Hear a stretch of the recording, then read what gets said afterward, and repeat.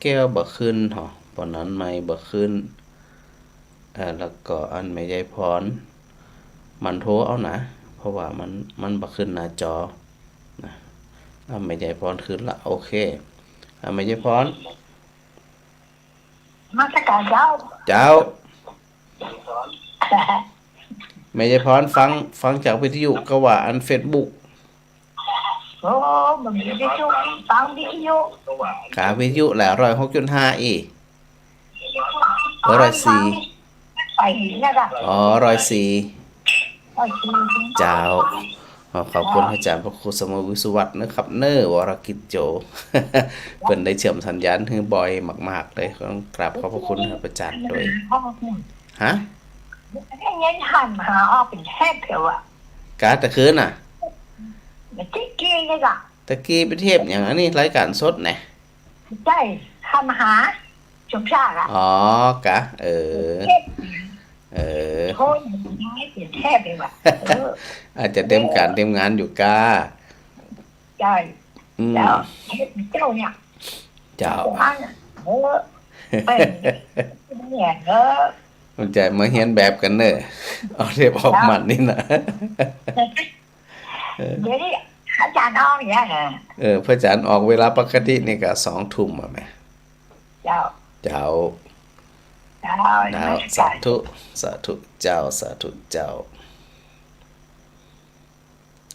แม่แก้วมันโทรเอานะมันบ่ขึ้นนะแม่เนาะก็ขึ้นมาหน้าจอมาได้ถึงจะอันหับได้เหมือนนั่นนะก็ถือโอกาสในเบื้องต้นเนาะได้อนุโมทนาสาธุนะกับศรัทธาญาติโยมทั้งหลาย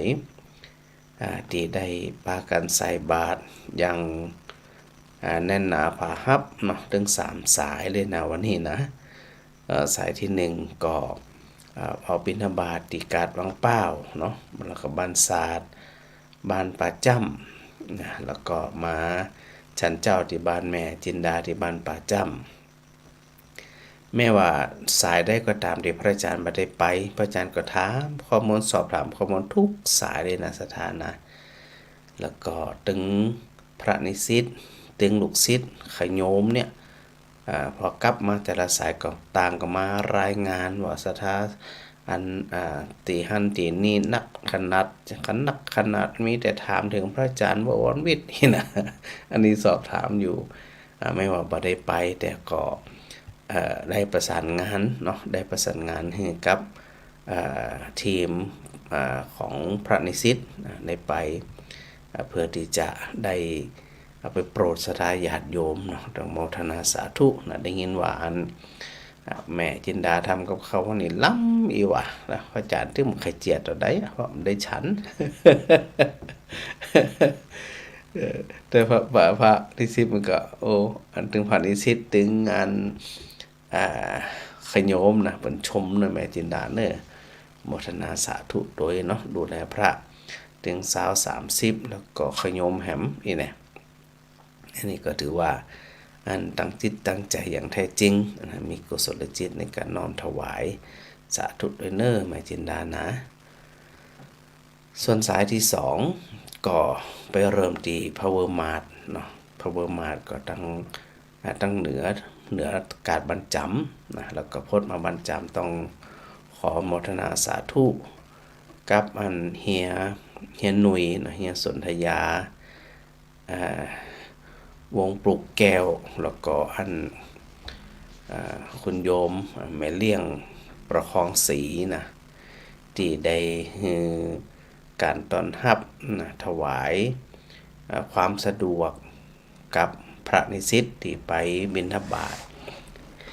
ที่กาดบรรจำเนาะแล้วก็อันปเรียงสนธยาเปิ้นก็ได้ประชาสัมพันธ์ตอนเจ้าก่อนที่พระอาจารย์จะไปถึงละนะพอพระอาจารย์ไปเปิ้นก็ประกาศประชาสัมพันธ์แฮมเนาะก็ศรัทธาญาติโยมถึงปอกล้าแม่กล้าถึงคนจ่ายถึงคนซื้อใส่บาตรกันแน่นหนาผาฮับเหมือนกันแต่เจ้านี่นะอันพระนิสิตขโยมทั้งหลายก็เห็นบรรยากาศเนาะอันปอ ปอหลวงธีรพลนะเพิ่นก็ได้นำเป็นขโยมต้วยนะวันนี้นะจริงๆเพิ่นเป็นหลายวันนะ ก็แล้วก็ดึงนั้นผู้นำถึงสอทอดึงอย่างต่างๆเพิ่นก็ช่วยกันนะที่เป็นลูกศิษย์ลูกหานี่นะก็ต้องสาธุเราก็เห็นบอกว่าอันแม่เรียงประคองศรีแล้วก็อันปอเรียงสนธยาวันที่25นี่เพิ่นจะมารวมอันสืบชะตาต้วยนะขอโมทนาศรัทธาด้วยเด้อแล้วก็จากนั้นก็มาจูดตุงชยาตุงล้อมเนาะอันนี้ก็ศรัทธาก็ล้อกันโอ้ยควายปั่นควายก็ล้อกันนะจื่นอกจื่นใจเดินตามสายผ่านนาวัดชยาตุงล้อมปอนานแล้วก็ศรัทธาญาติโยมผู้เฒ่าผู้แก่เพิ่นพอเพิ่นอันหูข่าวก็เตรียมน้ำนะเตรียมน้ำเตรียมห้องน้ำไว้รองรับพระนิสิตที่เดิมบิณฑบาตเนาะท่านตุวัดท่านบวรวิทย์เจ้าอาวาสก็ได้เดินนำพระจันทร์โดยในวันนี้นะ ต้องขออนุโมทนาสาธุโดยแล้วก็ศรัทธารอใส่กัดนาตีอันติกาดหลายเหมือนกันแล้วนะกาดหมดเจ้าเนาะแล้วจากนั้นก็เดินไปศรัทธาจุดหลวงแล้วก็ใส่กันตามรายทางกับบันน้อยนะสถานนักเลยทีเดียวล่ะแล้วก็ไปรวมตัวกันที่วัดจุดหลวงแฮมโอ้ยนะถึงอันคุณนายหันนายกเนาะแล้วก็แม่บวคลีรวมถึงอันผู้ช่วยซุปเปอร์มาร์ทเนาะแล้วก็ปหลวงพิทักษ์นะอันนี้เปิดได้ถึงความสำคัญในการประสานงานประชาสัมพันธ์แล้วก็ผู้นำทุกคนด้วยเนอะสถานเนอะเดี๋ยวได้อันช่วยกันเนาะประชาสัมพันธ์แล้วก็ใส่บาตรกันนักนะจากปานแล้วก็มาตีอันวัดนางเหลียวนะท่านหลวงปู่พระครูถาวรปริยัติกิจนี่นะก็ได้ประสานงานกับปหลวงสมชายวงศ์สวัสดิ์เนาะ ใน2ท่านนี้ประชาสัมพันธ์ศรัทธาเต็มแพทนะ8 โมงครึ่งแล้วก็หาเกือบ9 โมงนะกว่าจะมาถึงวัดนางเหลียวนี่ศรัทธาเพิ่นก็รอกันรอแต่เนาะศรัทธากันนักนะศรัทธาละ2 แถวเหงาจัดเลยแหละแต่เจ้านี่นะพอฉันเสร็จเรียบร้อยพอใส่บาตรเสร็จเรียบร้อยตัวเจ้าก็ฉันเจ้าเนาะที่วัดนะหลวงปู่พระครูกับผู้นำศรัทธาญาติโยมท่านสทด้วยนะท่านสทก็ได้ดูแลอย่างดีเยี่ยมเลยในวันนี้โมทนาสาธุด้วยเนอะนะอันวัดนางเหลียวเนาะประสานงานโดยท่านเกรียงไกรพระลูกศิษย์ที่ปฏิบัติธรรมที่อยู่ในสงฆ์นครลำปางอยู่นะส่วนสายที่3ก็บทธรรมดาเนอะวันนี้นะอันตึงพระนิสิตตึงขโยมนะปิกมาละปัตตโรปนว่าอันศรัทธาใส่กับเจนน้อยๆไปกันแล้วก็แต่ละตีละตังเนาะตั้งแต่อันบันร่องแล้วก็ไปฉันเขาบันร่องหลวงปู่พระอธิการสมคิดเนาะแล้วก็แม่ปวลีนะคุณยายเล็กแล้วก็แม่ตุนแก้วแม่ตุนต้วยแล้วก็หลายคนนะศรัทธาที่ฟังรายการของพระอาจารย์แถวนั้นไปเจนน้อยๆเนาะกลางตุงเนาะกลางตุงก็แม่ศรีวันปอสมนึกนะจริงๆมีหลายคนอยู่เนาะแล้วก็การเมฆแล้วก็ไปจนถึงแพะดอนตันแพะดอนตันกับแม่เชียมฟ้าคำปาแล้วเนาะได้การต้อนรับแล้วก็นำพระภิกษุสงฆ์สามเณรอันนี้ถึงพระนิสิตถึงขโยมต่างก็ชื่นชมเหมือนกันศรัทธาเนาะที่มีอันศรัทธาเปิ่นรอใส่บาตรนะแต่ละสายวันนี้ทุกสาย3 สายนั่นไปที่สถานที่6 โมงครึ่งเนาะแล้วกว่าจะแล้วกว่าจะปิกก็เกือบ10 โมงเหมือนกันนะกว่าที่จะมาถึงเงินมจร.ดังนั้นถึง3 สายเนาะก็ต้องขอโมทนาสาธุแล้วก็ทั้ง3 สายนั่นมีศรัทธาฟังรายการกันใจน้อยๆทุกหมู่บ้านเลยสังเกตจากที่ขโยมนิสิตแล้วก็พระนิสิตโดยมีแต่ถามพระอาจารย์บวรวิทย์ตนใดมาเนี่ยมาก็บ่มาอีแน่อย่างที่ว่านั่นน่ะมัน มันแยกร่างบ่ได้สถานเนาะแล้วก็เวลามันสั้นแค่10วันอันน่ะนอกจากขยายไป30วันไปตึ้งวันกุฏิน่ะได้อยู่ วันละดีวันละดี ขยายไป30วันเนี่ยนะผ่านนิสิตก็คงอันกรอบแน่นอนนะเพราะว่าต้องตื่นแต่เจ้าเนาะตี3ตี4กว่าจะได้รับก็3-4 ทุ่มปุ้นนะกว่าจะได้จำวัดนะก็ประพฤติกันค่อนข้างที่จะเข้มข้นเหมือนกันนะสถานเนาะ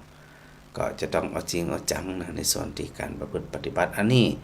คือบิณฑบาตในวันนี้หนึ่งซึ่งศรัทธาญาติโยมทั้งหลายก็ถือโอกาสได้ร่วมทำบุญสาธุโดยวันรุ่งนี้นะเป็นวันอังคารที่24ธันวาคม3 สายเหมือนกันเนอะสายที่1นะไปตีกาดเกาะขาศรัทธาที่อยู่แถวเกาะขานะก็จะไปเริ่มจ่วยประชาสัมพันธ์ด้วยนะนอกจากต่างปโรงพยาบาลเนาะต่างอันศรัทธาญาติโยมที่ฮู้ข่าวก็พยายามบอกกล่าวกันด้วยนะเข้าใจว่าคงได้ประกาศกันแล้วนะศรัทธาเนาะเจ้าติดดังกับบ่ดังมีอยู่อ่ะมาดังก้า กราบนมัสการเจ้าหนาวแล้ววันนี้แหละโอ้อากาศเย็นอยู่อันโทรกี่เดียวแหละแต่เดี๋ยวเจ้าแม่แก้วโทรมาจัดหลายเตือหันแดงๆคือบ่ขึ้นเจ้าติดง่ายเขาแม่แก้วยังบ่ขึ้นต้องแย่พอติดบ่ติดอีน่ะเจ้าพอดีติดก็เลยกับพระอาจารย์เฮียอาจารย์ออกวัดไปเจ้าละถึงวันแหละเจ้าถึงวันนะเจ้าตี5เจ้าโอ้โหดูเนาะรักษาสุขภาพด้วยเพชรเส้นวอกก็เจ้าบ่ได้ใส่เจ้ามันบ่หนาวถึงขนาดนั้นน่ะเจ้าแต่ก็ป้องกันไว้เจ้ามันเย็นนะก็เอาว่าตวบห่มเลยบ่อันอดทนผ้าตุ่มเนาะท่านผ้าตุ่มมีว่านั่นแม่สีนวลถวายมาผืนหนึ่งท่านบ่คุ้มแล้วแหละ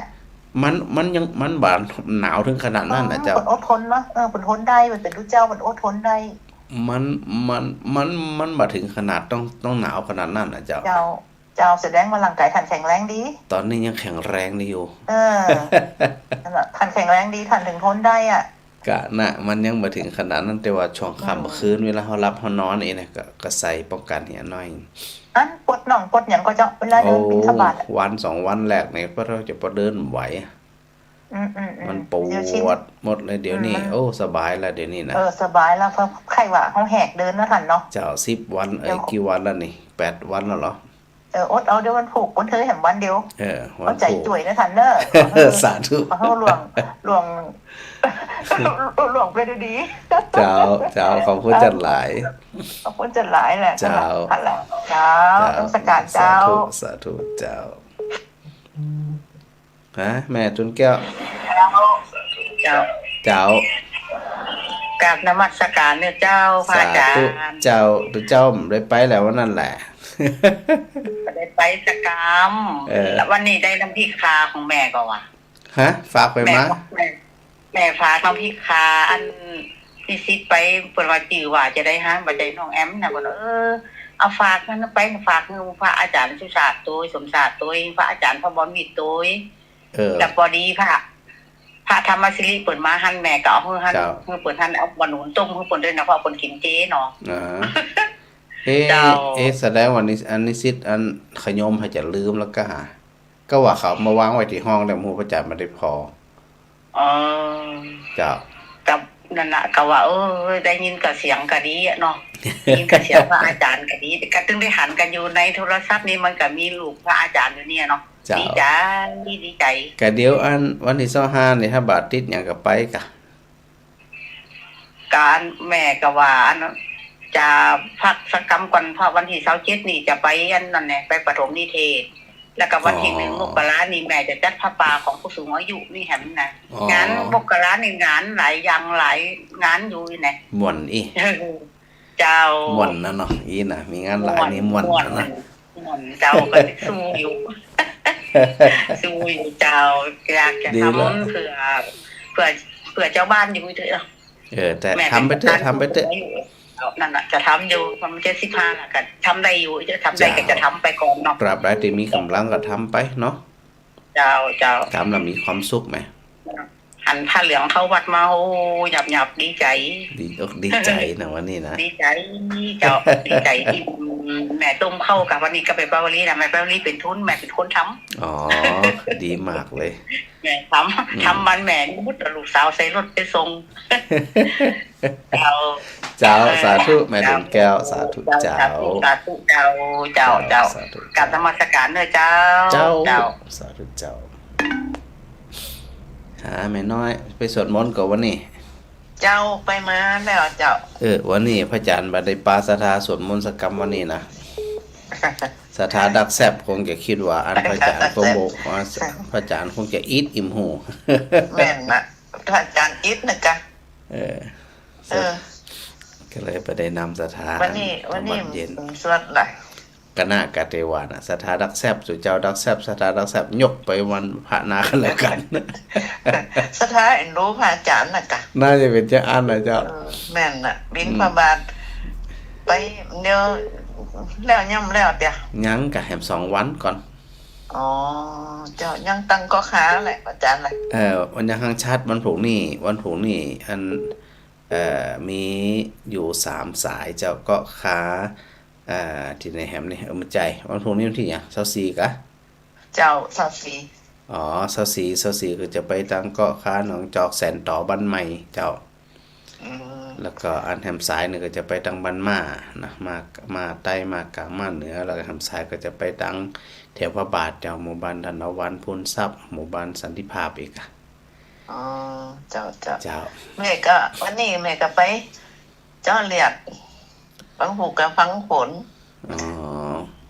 เจ้า สุขภาพ เป็น ดี นั่น เนี่ย เจ้าแม่เป็นเกล็ดเลือดดำและการเลือดจางตัวเอง เจ้าหมอ เจ้าแล้วแม่แล้วมันหายนะกินยาเลยไปจะเอียกอะเจ้า เจ้าก ำลังใจกำลังจิตนี่สำคัญเลยเจ้าจิตใจที่เข้มแข็งบ่อ่อนแอบ่กังวลบ่วิตกบ่กึดนักนี่นะ เจ้า สุขมัน เจ้าแม่ตีแม่กินได้เป็นเดือน2 เดือนก่อนนั้นปุญญานอนรับมือกินเนาะ เจ้า แม่ก็ฟังนำอ่ะเดียวโง่ได้หามารับดิ เป็นประโยชน์แล้วนี่นะ อย่ามาโอ้แม่ถึงว่าแปลกแต่โอ้แม่ถึงภูมิใจแต่ธรรมะนี่ จะมันเป็นเรื่องของใจของจิตนะแม่นะนี่นะเพราะว่าแต่ก่อนเนี่ยเฮาบ่ฮู้เนาะพอบ่ฮู้เฮาก็คิดไปสับปะเสียใจน้อยใจผ่องโกรธผ่องจังผ่องอีนะ แม่นไปปากทิมปากตำก็เขตโทษใครเกลียด แม่นพอเฮาเอามาแบกมาหามมาตำใจคนเดียวอ่ะแต่พอเฮาเข้าใจความจริงแล้วมันมีความหมายมีค่าสักอย่างอ่ะมันจึงสัวได้สัวแล้วก็รับสบายได้ไง รับสบายแต่นอนรับนี่หมอมือสักเปียกสักเที่ยว อันนี้เพิ่นเฮาว่าได้อานิสงส์ในปัจจุบันเลย เจ้า3 เดือนหมอนัด3 เดือนเดี๋ยวนี้เกือบจะเป็นปีอะนัดเดือเนี่ยเดือนธันวานี่วันที่23เจ้าเลือด24วังโหนเนี่ยเจ้าดีมากเนี่ยหลายสถานหลายคนแหมที่เปิ้นฟังแล้วเปิ้นทิ้งอารมณ์ทิ้งอย่างใดพอปล่อยทุกอย่างเบาสบายเนี่ยมันจึงมีค่าอย่างที่พระอาจารย์บอกตะกี้นั่นน่ะหมอใหญ่ว่าแม่ยายน้อยก็ทำอย่างมานี่โอ้อย่างกับปกติหมดเลือดกับปกติความดันไขมันกับปกติหมดแล้วก็กินยาเลยไปก่อนหน่อยมันเจ้าอีกนะเจ้าแม่สุกอกสุกใจโอ้เดินอย่างคนเป็นอย่างนี้เนี่ยมองว่าอันนี้นี่ตัวเองมาแกใหญ่เจ้าเนาะโอ้นี่มันก็มีใจคนไข้มันไว้เนี่ยเป็นอานิสงส์แท้ๆนะนี่นะ เจ้าเป็นอานิสงส์ของการฟังธรรมอานิสงส์แต่แม่ตื้มลงจะลืมสักเตียค่ะอาจารย์ทุกองค์อ่ะแม่ต้องทั้งตนทุกองค์อ่ะเจ้านั่นแหละเจ้าสาธุนะแม่นะเจ้าไม่เป็นกำลังใจนะอาจารย์เด้อสาธุเจ้าไว้สาธุ เอาหลายคนเลยนี่ทั้งแม่บัวสันทรายแม่มาลัยแม่อ้อยนะโทรใหม่ก็แล้วกันนะแม่แก้วนะแม่บัวสันทรายติดแล้วแม่บัวสันทราย ไม่ทราบว่าอาจารย์ เจ้าฟังอัน104กะ ก็ว่าเจ้าอันกระเดียวยายพรว่าบัตรชาติกระเดียวกลัวพ่อครูสมุวิสุวัตเป็นจะปั๊บขึ้น ชัดเจนเจ้าของสงสัยวิทยุยายพรให้อยู่บดีหนึ่งก็คือฐานมันหมดเจ้าแล้วก็แกจะเปิดเวลาโทรแกจะเปิดวิทยุไว้แล้วเสียงบักให้ชัดอ่ะไม่แน่นอนเนาะเสียงมันต้องปิดเจ้าแม่นมันสะท้อนนะกะเสียงมันสะท้อนนะมันดีเลย์แล้วก็เขาต้องฟังทางมือถือเนาะแม่นมันต้องฟังทางมือถืออย่างเดียวเวลาไผโทรเข้ามาเนี่ยมันต้องปิดเลยแหละวิทยุอ่ะพ่อครูก็เล่นหนังย่างก่อนตอนเป็นละอ่อนอ่ะเคยกะปัดมันลูกกัน2คนเนาะเปรียบไปอย่างชีวิตเฮาคนใดถือไว้ก็เจ็บเนาะคนใดซัวคนนั้นก็วางเนาะนั่นน่ะง่ายเลยเนี่ยบัดนี้นะคนตีกำนางไว้เจ็บโดนนางดีดเนาะแม่นเลยโยมแม่ก็เกิดอะไรอยู่มาได้10 กว่าปีคนเดียวเนี่ยเยี่ยมมากเลยถ้าจะอ่านเนี่ยถ้าเฮาแบกเฮาถือเฮายึดมันก็ตุกได้นะเฮากำไว้เฮาก็เจ็บเนาะแม่นจะไปกำมันยังไงซัวเนาะวันนึงก็ต้องเป็นเฮาก็ต้องไปอยู่ดีเนาะพระอาจารย์เนาะเป็นของไผก็ตึมมีไผครอบครองได้สักคนแม่นท่านจะไม่จะฟังทุกลูกทุกตนบอกว่าจังใหม่จังไฮแป้นั่นอย่างฟังหมดมันได้สาระดีหมดเจ้าดีมากเลยดีมากเลยแม่บัวสาธุแล้วว่าลองโทรก็จะของแต้ก็ว่าของปลอมของแต้คนแต้คนแต้ว่าได้หลอกเนาะคนแต้ว่าได้หลอกได้จุ๊บ่ใช่กว่าอันตู้เจ้าหายอย่างเพลงอันน่าท้องคนรักหายน่ะกะได้หายไปไหนเจ้าแม่บัวสันสายสาธุเจ้า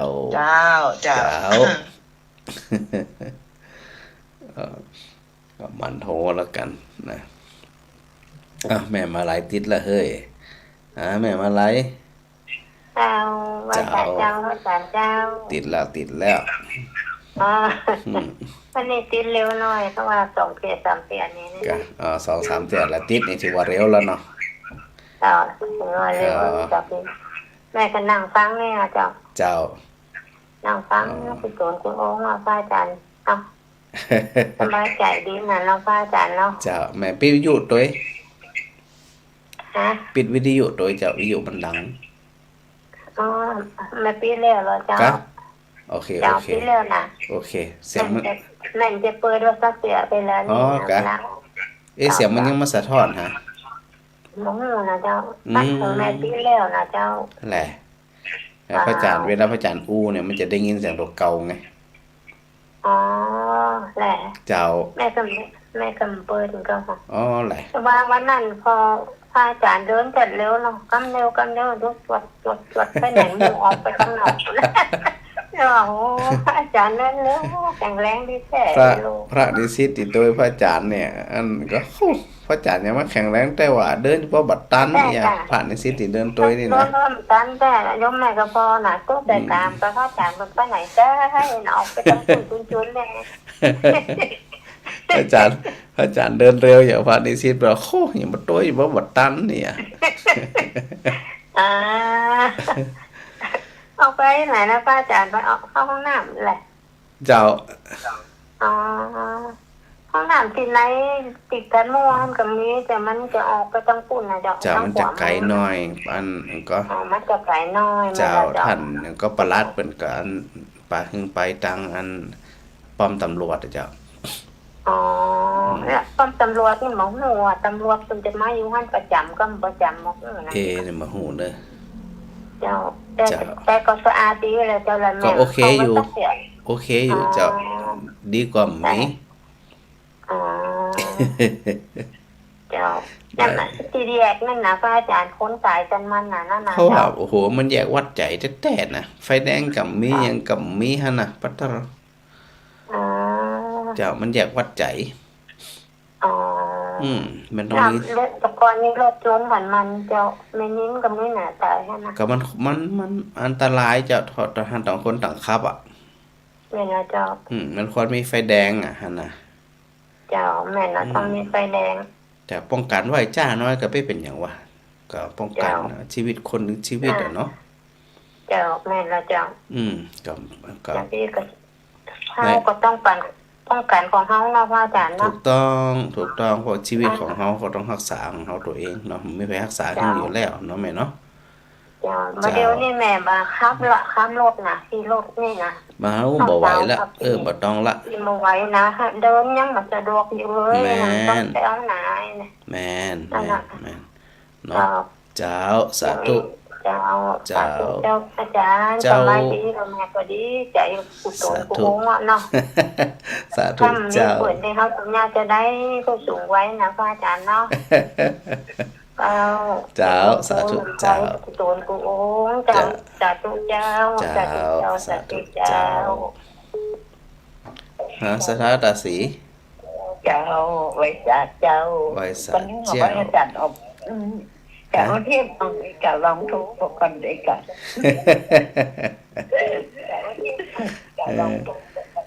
การรายการสดอากาศชั่วโมงแรกเนี่ยจะเป็นรายการสดก่อนเจ้าปักเปิดก็ลองมาปักนี่กะนี่หยังเจ้ามันเปิดบ่ปักก็ตอนแรกก็ละอ่อนอยู่เจ้าก็ดีหนาวก็อาจารย์อากาศเย็นจะบ่ถึงกับหนาวอากาศสุขภาพกันเหมือนกันสถาก็เหมือนกันต่างคนต่างรักษาสุขภาพนั่นแหละเนาะเจ้าแม่ก็เดินไก่มาใครได้เจ็บหัวเข่าเจ้าก็เดินไก่บ่ได้ก็หล่นไก่เอากะ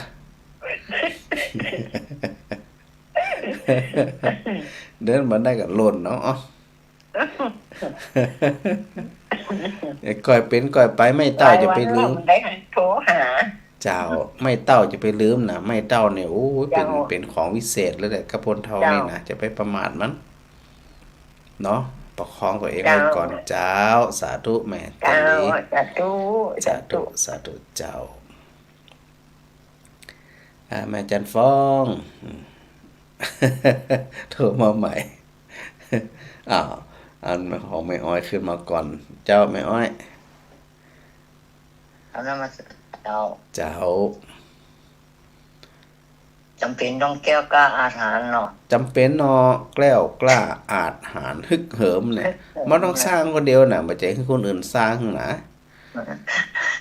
มันต้องสร้างด้วยใจของตัวเก่าสร้างคนเดียวนั่นเนาะวันนี้ปั่นจักรยานถึงวันถึงกูเจ้ากูแรงนี่ดอกจักรยานขู่ฉีบสีก็สีชมพูสีแดงฟ้า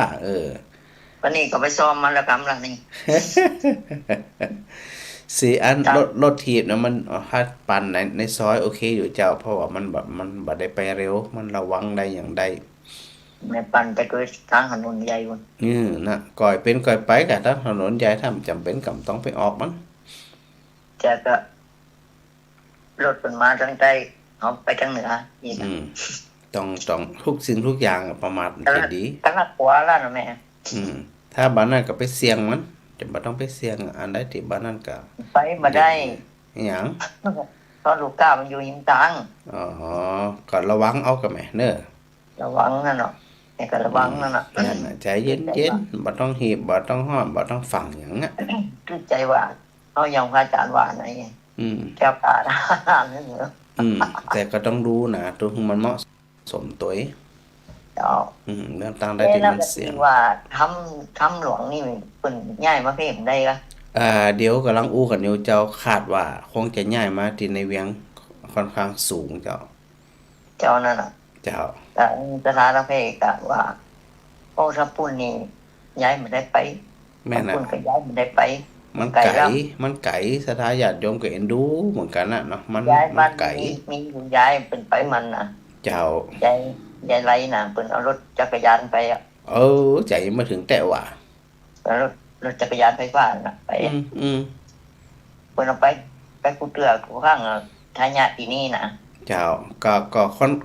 มีแนวโน้มที่จะเนี่ยในเวียงนี่สูงมั้ยสูงอยู่เนาะมันไกลแม่นไกลถึงเปิ้นไกลถึงตัวนะกะแม่นอย่างนึงกับรถเฮาหารถไปมันก็มีไผไปแม่นมันบ่สะดวกด้วยรถด้วยลาปิกบ่เหมือนกันแฮมคนนึงปิกคนนึงไผปิกคนนึงบ่ไผปิกอีนะ เกี่ยวคนครับไข่ปีกหมู่เฮาบ่ไข่ปีกเนาะใครอยู่เวียงมันไผจะปิกกับปิกเตอะบ้านไผบ้านมันอีกอ่ะ ยังมันไกลอ่ะเจ้าก็มีแนวโน้มเนอะมีแนวโน้มที่จะมาในนี่ค่อนข้างสูงไหมเจ้าเนาะเตรียมแม่ก็ว่าออกตาตัวปอเปิ้นอันใดเพเตอร์ได้เป็นฟอร์มเปิ้นเจ้าน่าจะมาทางเพศเสียเป็นส่วนมากอ่ะไหมเดี๋ยวก็ว่ากันกรรมถ้าชัดเจนจะได้ประกาศกรรมได้ไหมเนอะเจ้าสตาร์เนอร์แม่เป็นกำลังใจสั่นให้เจ้าสาธุเจ้าถ้าแม่จันฟ้องขจายแม่จันฟ้องแม่นิตยาหลายคนโทรมามันบ่คืนเหรอแม่จันฟ้องโทรมาแฮมมันเป็นตัวหนังสือสีแดงเป็นเหมือนกับแม่แก้ว092ในของไผหาบ่คืนเหมือนกัน09237นี่นะมันบ่คืนเนาะเอา092นี่ของไผหาฮัลโหลนมัสการเจ้าท่านอันนี้เบอร์ไผอันนี้เบอร์แม่ก้อมใจคำอำเภอเงาเจ้าเข้าอยู่เงาปุ่นอีเจ้าอันนี้ท่านออกรายการอย่รายการสดนะวันนี้นะอันวิทยุบดีท่านวันนี้อันพอใน YouTube เอาโอ้บดีก็ว่าเปิดบ่เชื่อมสัญญาณบ่แจ้เจ้าวิทยุอันหยังก็มันอันนี้ปลั๊กไฟมันรุดเลยบ่ได้ไปซ่อมเจ้าอ๋อมันฟูกกันแต่ไม่ซ่อม2วันแล้วบ่ได้ฟังวิทยุฟังอันวอใน YouTube เอาได้นี่เอาเจ้าอันนี้แม่ก็แม่ก้อมเจ้าแม่ก้อมใจค้ำเจ้าแม่ก้อมกับแม่ก้อมเนี่ยอันเดียวกันก็ก้อมก็อมไม่โทถ้าก้อมเหรอก้อมกับบ่ใจก้อมกับบ้านลำปางพุ่นอันนี้อยู่เงาถ้าคนเงาเนี่ยอันนี้จิก้อมแต่ถ้ามาลำปางหนาเนี่ยนะก้อมไม่ก้อมเนาะเจ้าลำปางน่ะก้อมอันนี้ไม่ก้อมมาหลายไม่ก้อมอีท่านกับม้าแล้วจะว่าเงามาหยังน้ำใดจะได้ว่าได้มากาติวานฟ้อนอันนั้นอันนี้ก็รักษาศีล5ไปได้ไปอย่างว่าปัตตรร้อยงานแถวถมหน้าถมตาตึงดินรักษาสุขภาพด้วยเลยทันเนอเหมือนกันอันนี้แม่อันพอจาก Facebook แหละเจ้าหันหน้าพระจันทร์แล้วอีหันหน้าพระจันทร์แล้วเจ้านี่แสดงว่าเพิ่งโทรหาพระจันทร์ครั้งแรกเนาะเนี่ยอันเบอร์โทรอันยมแม่อันนี้น่ะเจ้าแต่มันบ่ได้ไลน์หาท่านมีเบอร์ไลน์กับอันนี้ไลน์อะไรถามให้กินตัวนี้แหละมันก็เจ้าเบอร์นี่มันจะเบอร์ไลน์เจ้าเบอร์เป็นเบอร์ล่ะเบอร์ไลน์แหมเบอร์ไลน์ไลน์ของพระอาจารย์กับเบอร์อัน806นั่นแหละเจ้าเป็นอดีไลน์เหมือนกันอันเบอร์ไลน์เดี๋ยวได้โยมแม่จะเอาเปิ้นหลอนเขาคนนี้อยากไปจ้างได้เลยแม่คือหลอนอย่างเด้อเจ้าสาธุเจ้าสาธุเจ้าแม่จันฟองเจ้า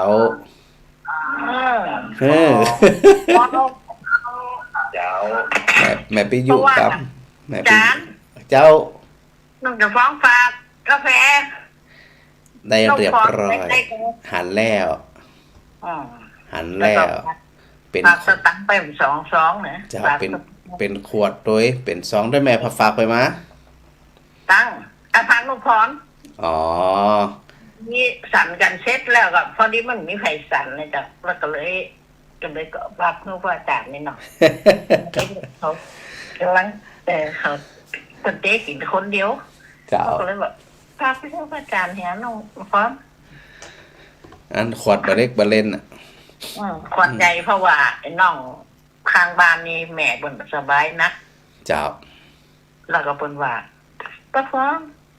แล้วบัดเดียวนี้จะให้น้องซื้อหยังพร้อมครับก็ว่าซื้อกาแฟดำเลยนะมาเลี้ยงเพิ่นนี่ก็ก็ซื้อใครทำบุญให้แม่ให้แม่หายว่าเนี่ยสาธุหันตุเจ้าว่ากับข้าวล้ำอีโอ้บ่ต ต้มข้าวต้ม5 ลิตร โดวันนั้น อันก็จะมก ก็ให้จะล้ำแต่เนาะอันพระนิสิตว่าล้ำอี ล้ำอันคนว่าหมอนั่งเข้ามากอดไม่ฟ้องจึงได้บุญกูปีจะเนี่ยกะจะได้จะเอะไอ้เนาะทำมาเกือบ3 ปีแล้วเนาะแม่เนาะ3 ปีแล้วเนาะ3 ปีละเขาจะทำไม่แหม20 ปีตั้งนานเนาะอาจารย์มัดเจ้าเกินไปน้องสาวมันเด็กไม่ฟ้องน้องสาวมันเด็กฟ้อง6 โมงครึ่งนี่เจ้ากะมันแจ้งแล้วนะไปฟ้องต้มตี 2อ่ะลูกมันนั่นก็จะลงไปต้มลูกต้มจิ้นปั้นจิ้นแถมใจว่า6 โมงครึ่งนี่มันแจ้งแล้วนะแจ้งอ่ะแล้วก็พอดีนั่นกะคนที่มาใส่บาตรนั่นกะมา7 โมง 8 โมงเขาก็บอกให้เขาเนาะเขาก็มาลุ้นแล้วก็ฟ้องกะพวกแกขัวเขาบ้านโทรหาหนุ่มฟ้อนอยากขึ้นกลับมาหนุ่มฟ้อนกลับมาบัดเดียวนี้อีกอ่ะพอดีอันถ้าเขาไปขวายล่ำมาบ้านท้ายๆมันก็จะขวายเกินได้ไหมก็พยายามวางมันพอดีอ่ะเนาะจะใจก็ว่าโอ้ไม่ฟ้องได้บุญกูปีฟ้องก็เซ่ยิ้มเนาะได้บุญความสุขไหลอันเนี้ยความสุขตรงเนี้ยที่พระพุทธเจ้าตรัสว่ามันเป็นเรื่องของบุญกับลูกสาวว่าแม่เนี่ยได้กันเนี่ยไปเตะแล้วน้องสาวมันเดียดเขาไปเดียวนี้หัวลูกเจ้าตัวจะบายนะเป็นอย่างมันเหมือนเตี่ยอีกอะปีในเตี่ยปีในเตี่ยแล้วก็คือพระอาจารย์สมศักดิ์ตึ้งพังไม่ฟ้องเลยถ้าจริงไม่ฟ้องจะเนี่ยปีสุดท้ายนะปีเนี่ยคนเงยขึ้นผ้าคนตึ้งพังเขาอินยองพอนั่นเขาสังเกตพระอาจารย์จะฟังไม่ฟ้องสักคนไหนโอ้คนต้มลำคนได้กว่าลำเจ้าถ้ามีกำลังนะมีกำลังกายกำลังทรัพย์กำลังของเวลากำลังศรัทธาเนี่ยถ้ามีความพร้อมเนี่ยทำไปเถอะเจ้าเขากับมีความสุขก็คือตัวได้บุญแล้วก็ได้ดูแลพระโดยพร้อมก็ซื้อแล้วก็บางทีปนมะฮอมก็เอาใส่ซองไปเห็นหรอเจ้าอาจารย์พระมหาสมชาติว่าใครเป็นคนเก็บตังค์ใครเป็นคนเก็บเงินเนี่ยพอดีแฟนอาจารย์ซื้อเป็นใส่ซอง300เนาะเจ้าอีป่ออีแม่ตามอยากพี่น้องเห็นแม่มันเอาไปเลยเขียนในนา2กันเนาะเจ้าก็ดีละสถาใส่บาตรกันแน่นาเหมือนกันตีพระนิสิตเพิ่นมาแจ้งเนาะโอ้ถ้าไปบ่ถูกซอยพระอาจารย์เพราะว่าบางคนก็รออยู่บนหมดเดียดกันอดต้องขออภัยโดยหนึ่งจะว่าจริงๆแล้วเนี่ยคนนำน่ะเจ้ามันต้องมีคนนำคนในพื้นที่อ่ะเจ้านำอ่ะนั่นน่ะแล้วคนบอกพื้นที่ปัญญาไปไหนบ่ฮู้นะอย่างพระอาจารย์นี่นำไปให้ได้เรื่องขนาดไปแล้วไปแหมนี่ย่อมฮู้นั่นน่ะมันแต่ละทีแต่ละทางอ่ะเนาะแต่ดีละจะได้กับโมทนาแม่รักษาสุขภาพด้วยนะแข็งแรงเด้อรักษาสุขภาพช่างที่กันเนี่ยดีละเจ้าสาธุเน้อเจ้าสาธุเจ้าหลายคนหลายท่านความสุขเนี่ยใครจะไปหาที่ไหนได้ง่ายๆสำหรับอันใจที่มันบอกพร้อมนะแต่สำหรับคนที่มีใจพร้อมนะมีความพร้อมเนาะ1ศรัทธาต้องพร้อมนะมีศรัทธามีความนำใสพร้อม2กำลังกายนะกำลังกายในการตระเตรียมสิ่งต่างๆพร้อมแล้วก็3กำลังทรัพย์ตัวเนาะบางคนเนี่ยอันกำลังทรัพย์เบี้ยน้อยหอยน้อยนะก็จะไปกึดว่าเฮาบ่มีโอกาสได้เลี้ยงบ่ต้องกึดที่ว่าโอ้คนนั้นเปิดมีความพร้อมสาธุโดยนะหรือบางทีเฮาอยู่ใกล้ๆเฮาก็รวมตามกำลังเฮานี่ล่ะ5 บาท10 บาท20 บาทแล้วแต่เอาตามกำลังเลยจะไปเกินกำลังแต่ว่าพอทำแล้วเนี่ยจะต้องสร้างความสุขเกิดขึ้นในจิตใจ จริงๆเนี่ยถ้าเฮาได้ทำสิ่งใดสิ่งหนึ่งไปนี่นะทำโดยจิตอันเลื่อมใสโดยจิตอันบริสุทธิ์มันจะเนี่ยเกิดความสุขได้เร็วได้ง่ายนะความสุขได้ง่ายและเร็วเนี่ยอันนี้หาเนี่ยมันจะได้ง่ายๆนะสถานเนอะแม่สุกแก้วเจ้านมัสการเจ้าแม่ฟังอยู่เจ้าฟังอยู่ชัดเจนดีเนาะ104นะแม่เนาะเจ้าขอบคุณท่านอาจารย์เจ้าชัดเจนดีท่านอาจารย์ประเด็นบินมาบ้านเราถ้าจะหนาวเลยครับอากาศตอนแรกๆจะเย็นอยู่ไหมเจ้าแต่พอค่อยๆยิ่งเดินเกิดร้อนวุดๆถ้าเดินออกไปแล้วมันจะร้อนครับเจ้าคือตอนเนี้ยมันยังมาหนาวเป็นแต้เป็นว่าเตื้อตอนนี้นะอากาศเย็นตอนแรกๆพอเดินไปมันก็มันมีอย่างหนาวเจ้าแม่คือลมมันยังบ่โกรกถ้าลมโกรกเนี่ยมีปัญหาแน่นอนลมมันบ่ได้โกรกเนาะแต่บ้านแม่เย็นเลยอันไม่หยังหนักเย็นนอหั่นน่ะเจ้า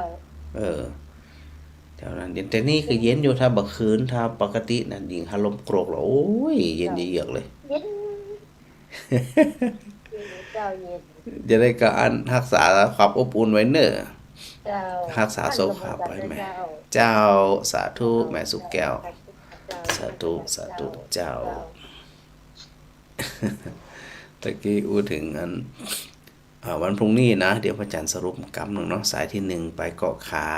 หนองจอกบ้านแสนต่อบ้านใหม่เน้อสถานที่ฟังรายการของพระอาจารย์อยู่นะบอกว่าอยู่ในการเกาะขากาหนองจอกกาแสนต่อกาบ้านใหม่กานะ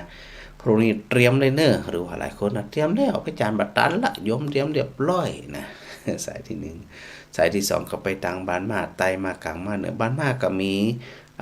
สถาฟังรายการพระอาจารย์นักเหมือนกันเน้อว่านะตังบ้านมานะแต่อันบ่มีไปโทรมานึงจะว่าผู้เฒ่าผู้แก่บางคนมันโทรบ่จ้างเนาะแล้วก็สายที่3นะสถานที่อยู่หมู่บ้านธนวันหมู่บ้านศรีพูนทรัพย์หมู่บ้านสันติภาพเนี่ยแถวพระบาทเนี่ยนะไม่แน่ใจนะว่าอัน3หมู่บ้านเนี่ยมีสถานฟังรายการของพระอาจารย์ในค่ำคืนผ่องหรือไม่ถ้ามีก็จะไปลืมแจ้งผลการรับฟังพระอาจารย์ด้วยเนอะนะหมายเลขโทรศัพท์ของพระอาจารย์ก็คือ086 834 9260 เนาะแล้วก็ส่วนวันที่25นะมีสายเดียวเนอะพระอาจารย์จะนำไปปุ้นนะบ้านบางยาวสปราปุ้นนะที่เมตตาโทรมาตะกี้นั่นแล้วก็สถานทั้งหลายจะไปดื่มนะวันที่25ซึ่งเป็นวันพุธเนอะสถานญาติโยมที่สะดวกเนาะสะดวกในการเดินทางมีความพร้อมนะสามารถที่จะไปรวมสืบจตาหลวงที่วิเลยโสนครลำปางนะเริ่มตั้งแต่ 9:39 นาทีเป็นต้นไปนะในช่วงเจ้าเนาะเอาสะดวกว่านะใครบ่สะดวกกำต้องไปเนอะเพราะว่าบางทีก็เป็นห่วงเนาะอย่างนั้นสถาเป็นห่วงตุเจ้านี่แหละตุเจ้าก็เป็นห่วงสถามันการผู้เฒ่าผู้แก่เนาะสุขภาพร่างกายมันบ่พร้อมจะได้ก็ต้องรักษาสุขภาพตัวเองเป็นหลักก่อนถ้าเฮามีสุขภาพแข็งแรงมีสุขภาพจิตแจ่มใสเบิกบานอันเนี้ยจะส่งผลถึงอายุยืนได้เหมือนกันนะอันใดที่มันเกินกำลังมันโหมเกินไปก็บ่ต้องไปนั่นมันน่ะบ่ต้องไปเสี่ยงไปหยังมันในสถานเนอะก็รักษาสุขภาพตัวเองตัวนะอันนี้เป็นเรื่องสำคัญนะทักทายสถานต่างอัน Facebook ไลฟ์กำนึงแม่บัวตองอินสุวรรณนี่เนาะนมัสการพระอาจารย์มาเนาะแล้วก็อันฟังอยู่เน้อสาธุแม่กับสีนะอันทักทายพระอาจารย์มาสาธุนะแล้วก็อันชุติการรอดพยัญนะกันนมัสการพระอาจารย์สาธุเจ้านะโยมเพนกับฟังการนมัสการพระอาจารย์มาโดยนะโยมประภัสสรนะทักทาย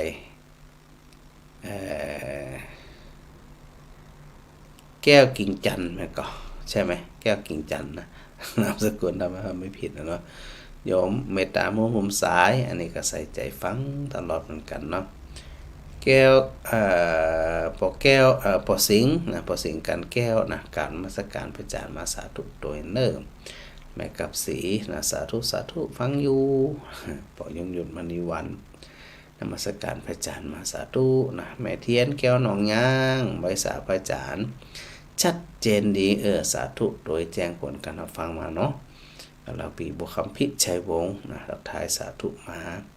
แม่บัวทองทาแก้วสาธุเจ้าพระอาจารย์ฟังอยู่เจ้าวัดนี่พักทำวัดเย็นก่อนนอก่อนเนอพระอาจารย์คงเหนื่อยเตือนวิทบาทนึกแล้วสาธุแม่จะเป็นห่วงเป็นใยสาธุเนอแม่อุไรกันกองกับสาธุเจ้าข้าพระอาจารย์ฟังตลอดนะแม่สุนันทากาดีนมัสการพระอาจารย์สาธุสาธุแม่พิสมัยสีเทพธรรมรงค์สาธุพระอาจารย์มาสาธุโดยนางแลบ่มาสักกรรมเจ้า มันบ่สามารถไปได้กุฏิแม่ถ้าจะได้มีจังหวะมีการมีงานพระอาจารย์จะแวะไปแอวไปแหวงอยู่แล้วนะแม่เนาะสถาบันนางแลฟังกับเจนน้อยเหมือนกันนะตะพุ่นนะ แม่สมสอนยศเสนานี่ขาประจำฟังตึงวันละการทักทายพระอาจารย์มาเป็นกำลังใจซึ่งกันและกันเนาะแม่เนาะแม่อัญชันวงจังเงินนี่สาธุนะแม่เล็กประหยัดจากอยุธยานี่ทักทายพระอาจารย์มาเป็นระยะสาธุแม่เทียมฟ้าคำปะแล้วนมัสการพระอาจารย์ฉากหลังพอแล้วเย็นตาแล้วก็ดอกอะไรอย่างหัวดอกเหมียมหัวเอามาจากอินเทอร์เน็ต จริงๆบ่ฮะมันจะมีลักษณะเหมือนดอกเฟืองฟ้าแต่มันเป็นสีขาวเนาะอันนี้น่าทำนะซุ่มประเภทเนี่ยน่าทำเนาะเพราะว่าอย่างเฟืองฟ้าที่พระอาจารย์พูดถึงเนี่ยมันทนแดดทนตายด้วยนะเพียงแค่เขาตกแต่งมันดูแลมันแค่นั้นน่ะมันต้องไปปลูกกุปีตกแต่งเอามันง่ายนะเดี๋ยวพระอาจารย์จะทำให้พอที่วัดอุณุมพรนี่นะอันนี้ยังบัญญัติเดี๋ยวพูดถึงนี่นะ เอามาปักช้ำแล้วนะมันก่อใหญ่จ้าเหมือนกันพูดถึงนะอาจจะไม่ได้ดูแลมันเต็มที่ก็ได้เนาะอันแม่จันจรัตน์นะสาธุพระอาจารย์มาสาธุจากเชียงใหม่หนาวขนาดกะ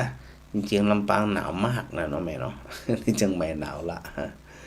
แล้วก็แม่เรนูชัยวงศ์น้อมใบพระอาจารย์มาสาธุนะแม่ต้อยชนิดานมัสการพระอาจารย์สา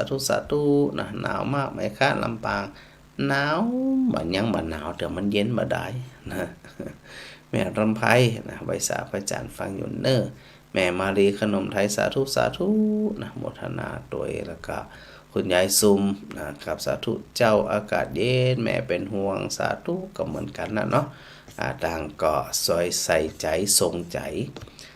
ดูแลสุขภาพของตัวเองนะสถานะจะไปอันประมาทเกินไปนะว่าถึงเพิ่นตัวเนี่ยนะสถาก็บอกว่าพระอาจารย์นั่นแหละประมาทนะหมอกก็บ่ใส่หมอกอุ่นก็บ่ใส่ผ้าตุ้มก็บ่ใส่นี่ก็ดูลักษณะมันยังทนมันบ่จะทนนะมันยังบ่ถึงขนาดต้องใส่นะมันบ่หนาวถึงขนาดนั้นเนาะแต่ถามว่ามันเย็นก็เย็นช่วงแรกๆแค่นั้นน้อยเดียวจากนั้นก็พอหันสถาใส่บาตรนิ่มเนียมแจ่มใสสุขอกสุขใจบ่ได้คิดถึงตัวเก่าละเนาะก็คิดถึงบุญคิดถึงกุศลคิดถึงความพร้อมของศรัทธาญาติโยมกูคนเนี่ยก็ชื่นใจถึงเปิ้นถึงตัวเต้นนะมันความเหน็ดความเหนื่อยความเหมื่อยมันก็หายไปหมดเนาะแม่บัวไข่มาจัดการเจ้า เป็นอย่างเป็นคนยังมอยกะ เลยก็เจ็บแข้งเจ็บขาก็เจ้าเจ็บน้อยเดียวอันน่ะเจ็บ2 วัน 3 วันอันน่ะเดี๋ยวจะขยายไปให้สัก20 วันก่อนใส่ยามองใส่ยามองเด้อบ่ได้ใส่เจ้าบ่ได้ใส่เดินไปเดินมามันก็หายของมันคนเดียวมันน่ะอดทนเกือบจะหมดแล้วเกือบจะหมดแล้วทำ2 วันบ่ได้ งั้นสองวันบ่ได้เจ้า เจ้าบ่มีความลำบากอ่ะเจ้ามีแต่ความสุข เจ้า ให้ไปโปรดศรัทธาญาติโยมทั้งดุนเนี่ยเจ้า เจ้าสาธุแม่ เจ้าสาธุสาธุเจ้า สาธุเจ้าอันนี้บอกตามความเป็นจริงนะมันบ่มีความรู้สึกว่ามันลำบากเนาะสถานเนาะหนึ่งเขาได้รับหน้าที่เขาตยแล้วก็ได้ปาปานิสิต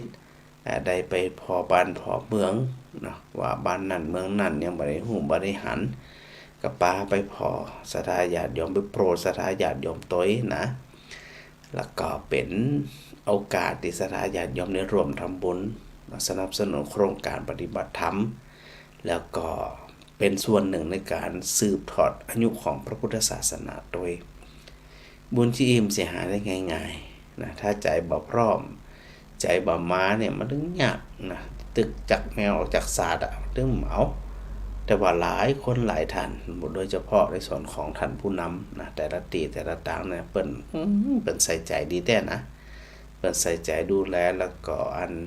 ประชาสัมพันธ์โดยนะผู้นำแต่ละตีเนี่ยตีอันคุ้นเคยกันเป็นเดินนำซ้ำนะถือกระสอบถืออย่างตัวเนาะดังนั้นก็ต้องขอโมทนาไม่ว่าจะเป็นหลวงปู่เจ้าอาวาสวัดนั้นๆนะไม่ว่าจะเป็นท่านผู้นำเนาะปอกำนันกาปหลวงบ้านกาผู้ช่วยกาสอทอกาสอจอกาอีนะอันนี้ก็ถือว่าสุขใจแล้วก็ศรัทธาญาติโยมที่เป็น FCฟังรายการประจำเนี่ยพอฮู้ว่าจะไปบ้านท่านบ้านนี้นะศรัทธาก็เตรียมพร้อมละนะแสดงว่าส่งข่าวซึ่งกันและกันนะโยมเนาะอย่าได้ก็ขอโมทนาบุญเหมือนเดิมนะอาจารย์ก็มี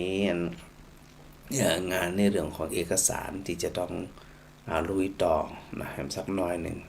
แล้วก็เดี๋ยวพรุ่งนี้ตื่นแต่เจ้าก็จะต้องไปพาพระนิสิตไปบิณฑบาตเนาะอาจารย์โดยทั่วไปพระอาจารย์ก็จะไปที่มจรก่อนนะไปถึงมจรก็